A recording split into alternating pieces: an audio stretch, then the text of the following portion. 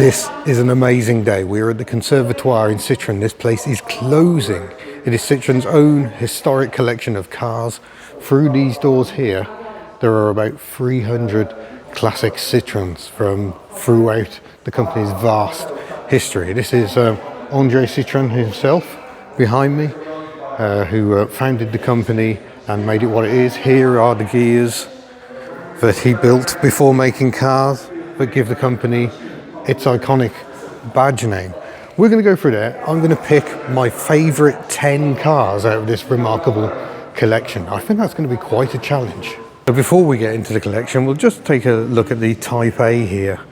Launched in 1919, this was the first Citroën car, and very much built with mass production in mind. Look at that. Beautiful. So André Citroën was always a huge fan of the American production methods and was inspired a lot by what he saw over there. Number one for me, it's actually 4 of them. These TPV prototypes. This is what the 2CV was meant to be, but with the arrival of the Second World War, the project was extended and they completely re-engineered it. These prototypes, they're water cooled, they've got torsion bar suspension, they are nothing like the eventual production car, and it was because they kept developing the car in secret during the Second World War that it changed so drastically to become what we see here. This one isn't in my top 5, but I need to find a signature on this car. It's on one of the front wings. This car was signed by people from all countries to try and save the 2CV. There it is. Jonathan Holmes, who runs Peak 2CV, he signed this car back in the 1980s when he was a child. Sadly, it didn't work, but hey. Another famous 2CV in here, and this is going to be number 2 of my top 10. This James Bond car, it was used in the filming of For Your Eyes Only. There is a survivor hiding in the UK as well, but you can see the damage. Apparently Citroën were not very impressed. It uses a GS engine to make it a bit quicker, and they dubbed 2CV sound over it for the movie. Now, for many years, this place wasn't open to the public at all. It's only more recently they've kind of relented, but now we're getting to see some interesting stuff. Possibly one of my absolute favourites in this collection is the G van, the Type G from 1948 it says, but I think by 1948 the project had already been canned. Obviously very similar to the larger H van, but this uses an enlarged 2CV engine, 475cc, has front wheel drive, monocoque construction, very clever little van. But ultimately they decided the 2CV based vans were a better way to go, so the project was canned. But isn't it absolutely adorable? It's next to an earlier TUB, which was Citroën's first effort at a front wheel drive van, but I don't think they produced very many of these. Number 4 isn't even a car. It's a proof of just how mad Citroën had got in the 1970s and why they went bankrupt. This is a rotary engined helicopter, because obviously that's the thing to do if you're in financial struggles, isn't it? Still, an amazing testament to just how crazy Citroën could be. Number 6, and it's a personal theme again. This is the original styling concept for the Berlingo, which you can quite clearly see at the front, but at the back perhaps not quite so much. Absolutely outlandish. So this concept came first to sell the idea of the lifestyle vehicle.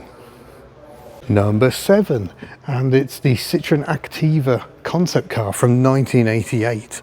Had 4-wheel steering as well as hydro-pneumatic suspension. There was a later Activa which looks almost roadworthy. It's got wipers and everything. So selling the technology ahead of the Xantia Activa with its body roll cancelling suspension. Go and watch Kitch up and down videos for more about Activas generally. Number 7, it's the BXTC, Citroën's failed Group B rally car. It's got a longer nose because it's got a longitudinal engine, and I believe it somehow uses an SM gearbox to try and transfer drive front and rear. All very complicated. It actually uses a Chrysler engine, the 2.2 litre Chrysler engine, tuned up to just shy of 400 brake horsepower. but and it still has hydro pneumatic suspension, but it arrived a bit late. It was a bit rubbish, and thankfully the end of Group B was a good excuse to not build any more of them. Number 8 is the Citroën C60 prototype. This was the start of trying to develop what became the GSA, but it's hard to show you. It's got the same breeze back style rear window as the Ami, but it's got hydro pneumatic suspension, flat 4 engine with the fan on top of the engine, and just crazy. And this is the first of several attempts to replace, or not replace, to slot a car in between the 2CV based cars and the mighty DS.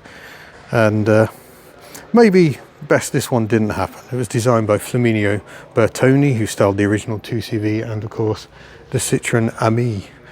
I'm just going to have to take a moment because this GSA estate has got the rare Scandinavian optional headlamp wipers. Yum. This one's going to actually be 2 because we've got the GS Birotor and the M35 Coupe. These were like semi-production cars with Wankel rotary engines. The GSA, or GS sorry, uses a transverse engine, most unlike the flat 4 engine used in the earlier versions, and the M35 based on the Ami Super, but with hydro pneumatic suspension.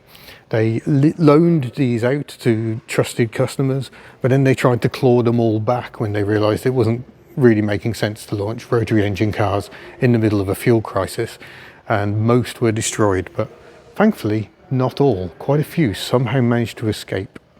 And for number 10, I'm picking this Citroën DS modified with a shorter body. It took part in the 1972 TAP rally, which I think is the Portuguese rally, and they were a good proving ground to show that hydro pneumatic suspension could take one heck of a beating.